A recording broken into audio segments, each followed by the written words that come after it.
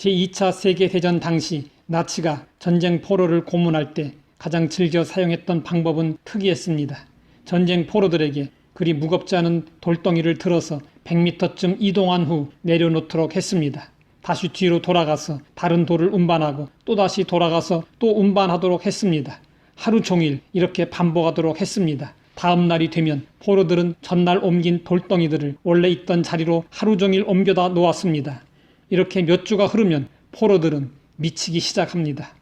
일이 많아서 힘든 것이 아닙니다. 하는 일을 통해서 보람을 느끼지 못할 때, 지금 하고 있는 일이 의미가 없다고 생각될 때 맥이 빠지고 생의 의욕은 떨어집니다. 인생의 허물을 가장 깊이 느낄 때가 언제일까요? 열심히 노력하고 정성을 쏟고 땀 흘려 수고했는데 말짱 헛일이 될 때입니다.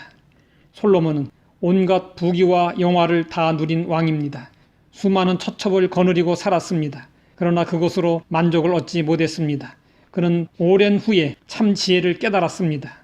그것은 하나님을 떠나서 하는 모든 일은 다 의미가 없고 헛되다는 것이었습니다.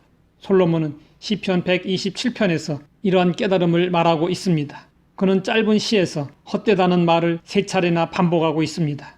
하나님을 의지하지 않으면 세우는 것이 헛되고 지키는 것이 헛되고 수고하는 것이 헛되다고 했습니다. 왜 이렇게 헛되다는 것을 강조하고 있을까요? 솔로몬은 인간의 생사화복, 가정의 행복과 불행, 나라의 흥망성쇠가 전적으로 하나님의 손안에 달려있다는 사실을 뼈저리게 경험했기 때문이었습니다. 할 수 있다, 하면 된다는 것이 이 시대의 분위기입니다. 물론 우리가 애쓰고 힘쓰면 어느 정도 성과를 거둘 수 있습니다.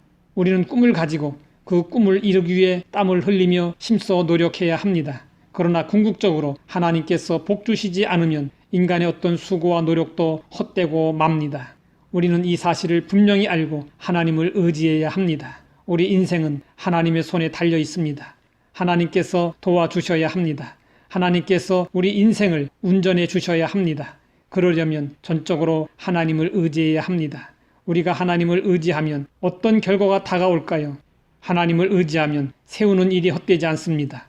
하나님을 의지하면 지키는 일이 헛되지 않습니다. 하나님을 의지하면 수고하는 일이 헛되지 않습니다. 미국 서부 개척 시대에 많은 사람들이 금을 캐기 위해서 캘리포니아로 몰려들었습니다. 어떻게든 더 빨리 금을 캘 욕심에 그들은 서부를 향해 달리고 또 달렸습니다. 그러나 쉬지 않고 달렸기 때문에 시간이 흐르면서 말들이 지쳐 쓰러졌고 사람들도 하나둘 쓰러져 갔습니다. 운 좋게 목적지에 닿은 사람들 역시 그동안 쌓인 피로로 병이 들고 말았습니다. 그런데 그들을 쫓아서 복음을 전하러 온 청교도들 중에는 한 사람도 병들거나 죽은 사람이 없었습니다. 그들은 달려오다가도 주일이면 마차를 멈추고 예배드리며 주일을 지켰기 때문이었습니다. 예배를 통해 육적으로는 쉼을 얻고 영적으로는 은혜가 충만했습니다. 사람들은 잘 살아보겠다고 이른 아침부터 밤늦도록 열심히 일합니다. 열심히 일하는 것은 중요합니다. 필요한 만큼, 조금 욕심을 부린다면 베풀 수 있을 만큼 돈을 벌어야 합니다. 그러나 주일에 하나님 앞에 나와 예배를 드리지 못할 정도로 바빠서는 안 됩니다.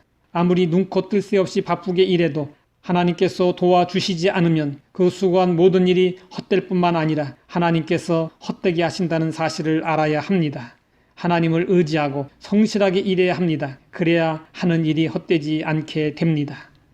하나님 아버지, 범사에 하나님을 의지합니다. 하나님을 의지함으로 세우는 일이 헛되지 않게 하시고 지키는 일이 헛되지 않게 하시며 수고하는 일이 헛되지 않게 하옵소서. 예수님의 이름으로 기도드립니다.